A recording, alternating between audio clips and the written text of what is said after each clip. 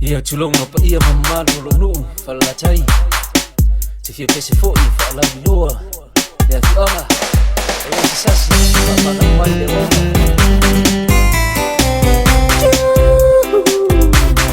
Super. Yo.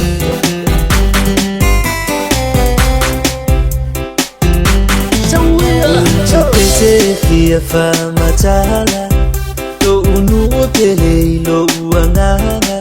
Palela tai tau tau ai Samoana Afifio ai ole to afa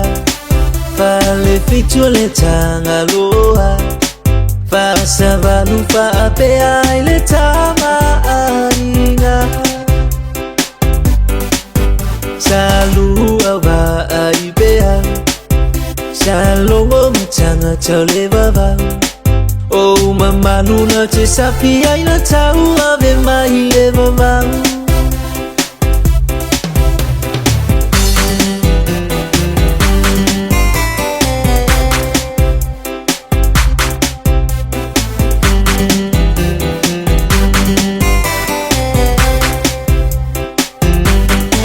Sususuai fa afea ngaina Io I mata io le afio anga Awa ila tota te mawa I fa'aola tanga Le tala lele ua malamai Tanga ta ua ola fia fiai Fa'afeta iana au na lea ua manu iai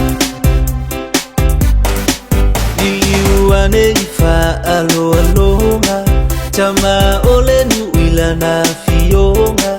Lea fionga tuta si elea ise tofo ina Fale la taitula imai Se ita tofa afetai Ilea tuaila na tausina Lene wa manu ina Fafetai po ina itua Na tau asa ina le poloma Watato ai nei manuia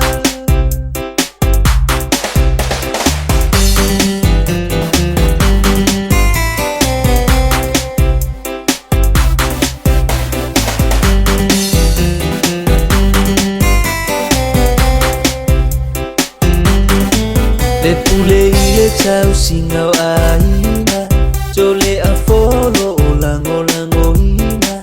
Vae malima ya ilana tau tuale fa'angalo ina Waine punefu se itau isamai Se wa mulinga la iye ya uwai Tafala e suipi ai otina matama itai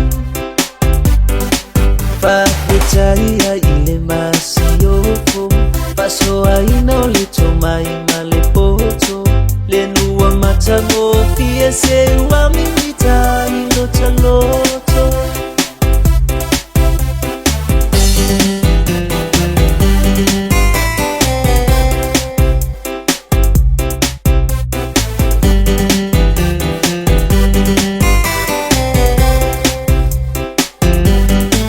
Emita foi olo uanganga Leo la tia ele tupulanga O fai vai le sami malela ele facho anga Fa solo I foi tupulanga talago Tele suinga ile o langa fo Ya ola ia keriso le fa ama ile o tato Le fa na ufo ia oa onga Onga luenga fa apea ta alonga Fa ailonga ole nu unga nuia mai le fa aula tanga Fa le la taitula imai Se itato fa afetai Ile atu ailana tausina Lele wa manu ia Fa afetai fo ina itua Na tau asa ina le polonga Watatou ai ai ai nei manuia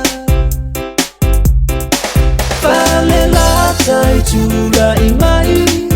Se itatou fa afetai Ile atu ai lana tau sina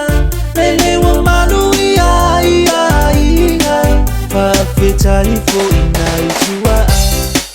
Na tau asa ina le polonga